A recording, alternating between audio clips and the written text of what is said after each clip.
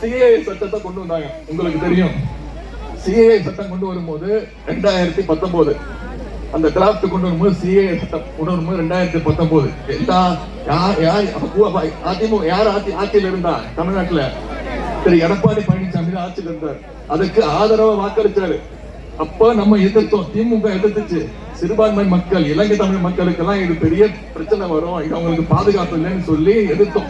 இன்னும் சொல்ல போட்டுமா, நான் முதல்ல என்னுடைய பொது வாழ்க்கையில கைதானா அரெஸ்ட் ஆனா முதல்ல இந்த சிஏஏ சட்டத்தை கிழிச்சு போட்டுதான் என்னுடைய முதல் கைது. ஒரு நாள் முழுக்க கைதாகி சிறையில் இருந்தேன்.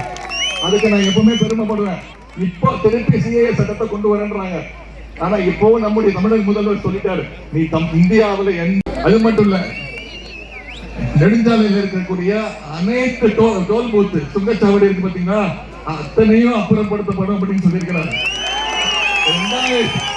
இன்னொரு புள்ளி விவர கணக்கு சொல்றோமா, 2014 இந்தியா முழுக்க இருக்கக்கூடிய டோல் பூத் எவ்வளவு தெரியுமா, சுங்கச்சாவடி எவ்வளவு தெரியுமா, வெறும் 150. 2014. இப்போ 2024 எவ்வளவு தெரியுமா, 1100 டோல் பூத் இருக்கு. அந்த அளவுக்கு மக்களுடைய வரி பணத்தை சொரிஞ்சு எடுக்கிறது தான் ஒன்றிய பாஜக அரசு. இதுக்கு நீங்க பாடம் கற்றுக் கொடுக்க வேண்டுமா வேணாமா? அது மட்டும் இல்ல, இந்த 10 வருஷ ஆட்சியில பாஜக அடிச்ச கொள்ளைய நான் சொல்லல, திமுக சொல்லல, சிஏஜின்னு ஒரு கமிட்டி இருக்கு, controller audit general of India, தணிக்கை குழு.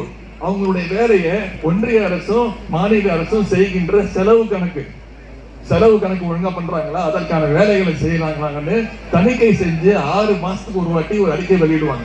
அந்த அறிக்கையில சமீபத்தில் வந்த அறிக்கையில என்ன சொல்றாங்கன்னா, 9 வருஷத்துல பாஜக செஞ்சிருக்கக்கூடிய வேலைகள்ல 7.5 லட்சம் கோடி ரூபாய்க்கு பணத்தை காணும். 7.5 லட்சம் கோடி காசை காணும்.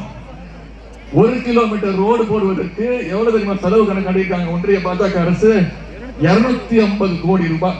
1 கிலோமீட்டர் ரோடுக்கு 250 கோடி ரூபாய் செலவு கணக்கு அடிக்கிறாங்க.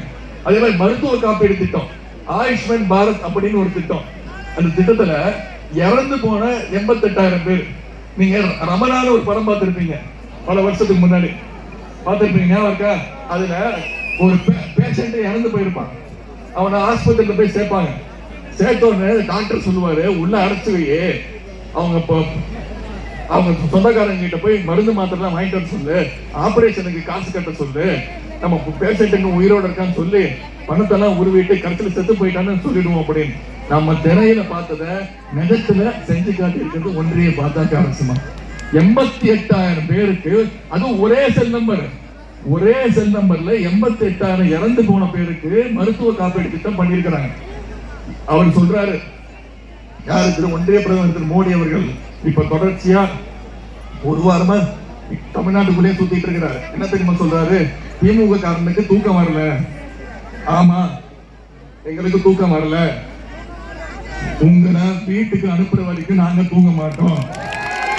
உங்களை வீட்டுக்கு அனுப்பி ஒன்றிய பிரதமர் திரு மோடி 28 பைசா அவர்களே, உங்களை வீட்டுக்கு அனுப்பிச்சு உங்களை நாங்க நிரந்தரமா தூங்க வைக்கிற வரைக்கும் எங்களுக்கு தூக்கம் கிடையாது. அடுத்த 28 நாள், அடுத்த 26 நாள் எங்களுக்கு தூக்கம் கிடையாது. தமிழ்நாட்டுக்கு ஏதாவது செஞ்சுதா? ஒன்றிய பிரதமர் எப்பயாவது வந்தாரா? எப்பயாவது வந்து உங்களை பார்த்தாரா? மழை பெய்ஞ்சதே வந்தாரா? புயல் அடிச்சதே வந்தாரா? நீட்ல 22 குழந்தைங்க இறந்து போனாங்களே, அதுக்கு வந்து பார்த்தாரா? எப்ப வந்தாரு? இப்போ தேர்தல் வருதுன்னு தமிழ்நாட்டை சுத்தி வந்துகிட்டு இருக்கிறாரு.